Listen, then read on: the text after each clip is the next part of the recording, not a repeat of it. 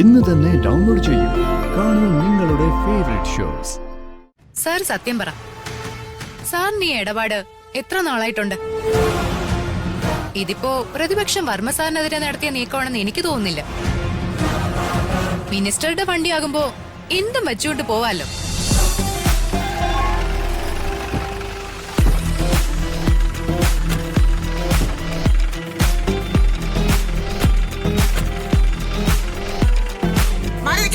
സാറിന്റെ മുഖത്ത് കരിവാരി തെക്കാൻ വേണ്ടി പ്രതിപക്ഷം കാണിച്ച കള്ളക്കേസല്ലേ ഇത്?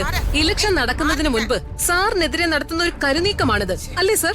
ഓ, അതിനുമ്പ് മീഡിയക്കാരെല്ലാം അങ്ങ് തീരുമാനിച്ചു അല്ലേ?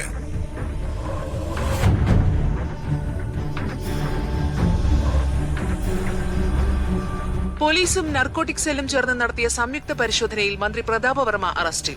ലക്ഷങ്ങൾ വില വരുന്ന മയക്കുമരുന്നാണ് പ്രതാപവർമ്മയിൽ നിന്നും പിടിച്ചെടുത്തിട്ടുള്ളത്.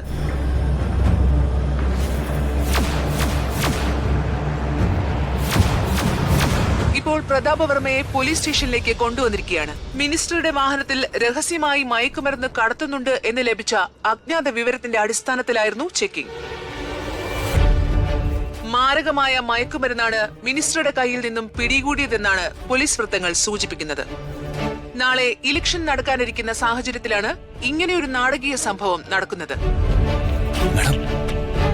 ഈ ഒരു കേസ് നാളത്തെ ഇലക്ഷനെ എങ്ങനെ ബാധിക്കുമെന്ന് പ്രവചിക്കാൻ കഴിയാത്ത സാഹചര്യമാണ് നിലവിലുള്ളത്.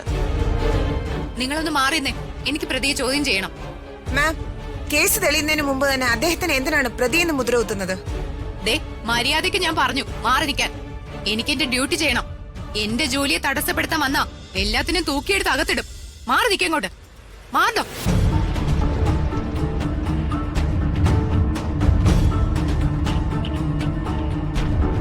ദൈവമേ, എട്ടിന്റെ പണിയാണല്ലോ.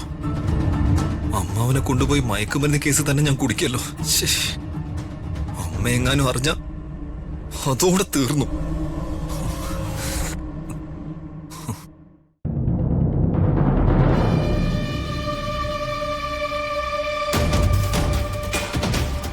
രാജു,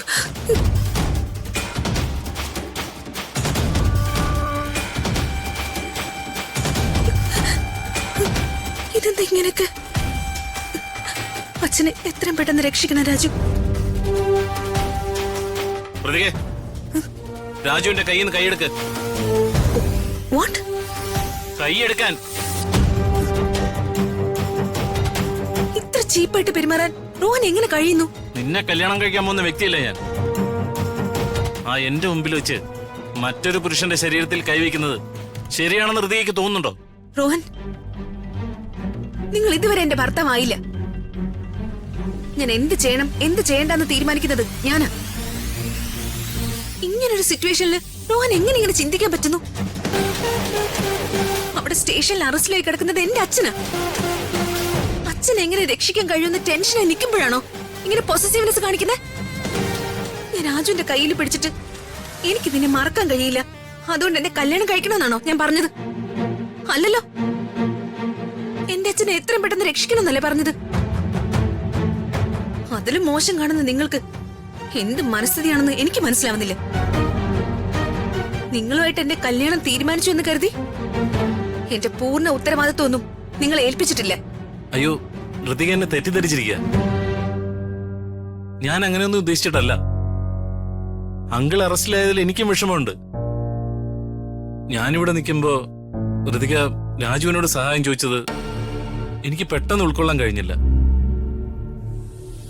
എന്നോട് സഹായം ആവശ്യപ്പെടാമെന്ന് മാത്രമാണ് ഞാൻ ഉദ്ദേശിച്ചത്. അതെന്റെ പൊസസീവ്നെസ് ആയി കാണണ്ട പ്ലീസ്.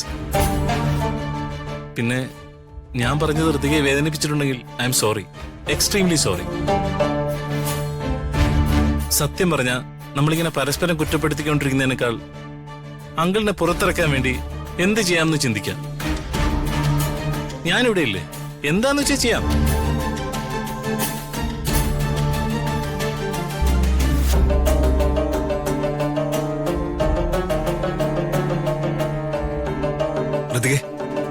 ഒരു ചെറിയ ഇഷ്യൂ ഉണ്ട്. അമ്മാവനെ പോലീസ് അറസ്റ്റ് ചെയ്തു. അത് മയക്കുമരുന്ന് കൈവശം വച്ചതിന്. ഞങ്ങൾ അറിഞ്ഞു ദീപക്കെ. എന്ത് ചെയ്യണമെന്ന് ആലോചിച്ചുകൊണ്ടിരിക്കുക ഞങ്ങള്. അമ്മ വിവരം അറിഞ്ഞോ? ഇല്ല. ഇങ്ങനെ ആലോചിച്ചുകൊണ്ട് നിന്നാ ആലോചന മാത്രമേ നടക്കൂ. ഇപ്പൊ ആലോചിക്കല്ലേ വേണ്ടത്, പ്രവർത്തിക്കാണ് വേണ്ടത്. ഞാൻ എന്തായാലും സ്റ്റേഷനിലേക്ക് ഒന്ന് പോവാ. രാജു, ഞാനും വരുന്നുണ്ട്. മേഡം വരൂ. ആ ദീപകെ, ഇവിടുത്തെ CCTV റൂം എവിടെ?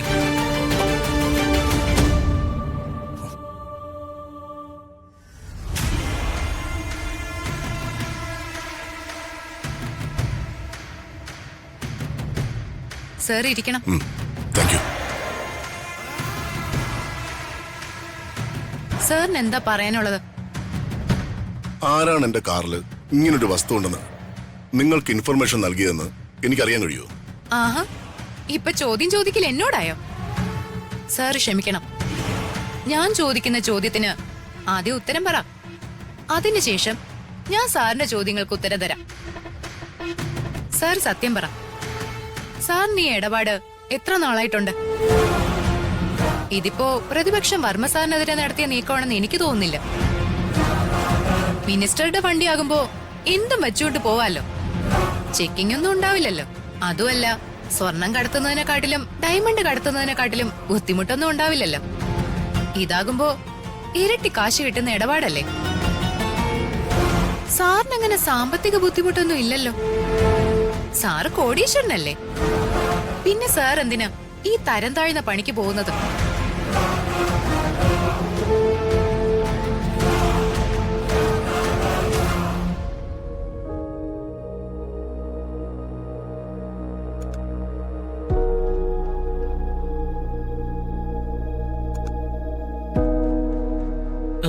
ഇതാരേ ഹുഡി ഡ്രസ് ഇട്ട ആള്?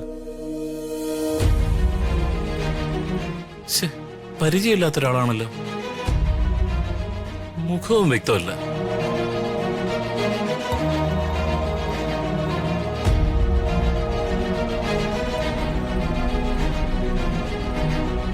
രാജു, എന്താ മേഡം? ഇലക്ഷനാ വരാൻ പോകുന്ന ഈ സമയത്ത് അച്ഛൻ ഇങ്ങനൊരു കേസിൽ പെട്ടുകഴിഞ്ഞാ, അതും മയക്കുമരുന്ന് കേസിൽ, എനിക്കൊരു സമാധാനം കിട്ടുന്നില്ല. മേഡം പേടിക്കാതെ, എന്താ നമുക്ക് നോക്കാം. മേഡം വാ വാ വാ. ഇല്ല സർ, ഞാൻ മിനിസ്റ്റർ കസ്റ്റഡിയിലെടുത്തു. അറസ്റ്റും രേഖപ്പെടുത്തി. ഉടനെ FIR എഴുതണം. ശരി സർ. സർ, ഞങ്ങളൊന്ന് അകത്തേക്ക് പൊയ്ക്കോട്ടെ. എനിക്ക് എന്റെ അച്ഛനെ കാണണം. എന്താടോ അവിടെ ഒരു ബഹളം? മാഡം, വർമ്മ സാറിന്റെ മകളും പിയും കാണാൻ വന്നിട്ടുണ്ട്. സാറിനെ കാണണമെന്നാ അവര് പറയുന്നത്. അവരോട് ഇങ്ങ് വരാൻ പറ. ശരി മാഡം.